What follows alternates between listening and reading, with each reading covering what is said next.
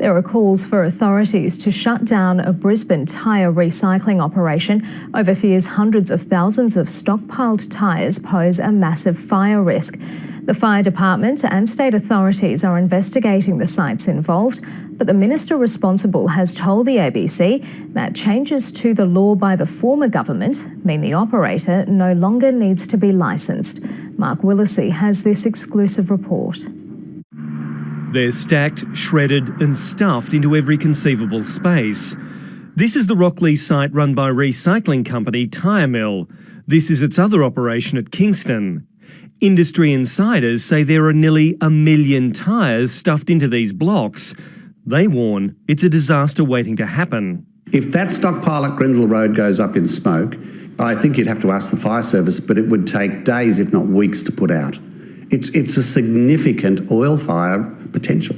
The fire service was called to an early morning fire at the Rocklea site earlier this year, which was extinguished before it could fully take hold. A tyre stockpile fire in Melbourne earlier this year took days to put out.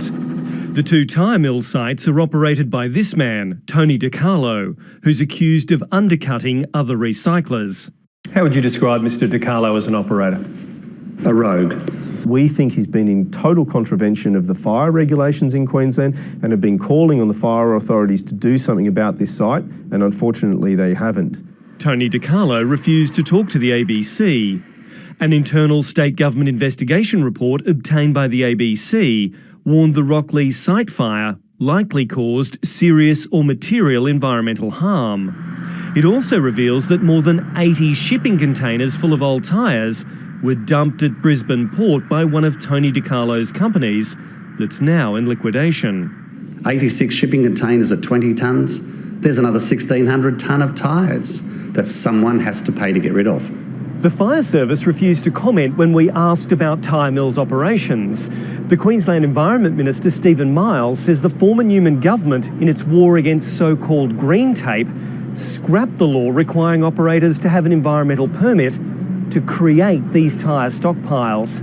It's my concern that removing the requirement to be licensed has attracted the kinds of rogue operators that nobody wants in this industry.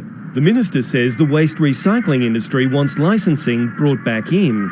We're working now through the details of what that might be and how it might be implemented. Until then, stockpiles of hundreds of thousands of old tyres like these are likely to remain.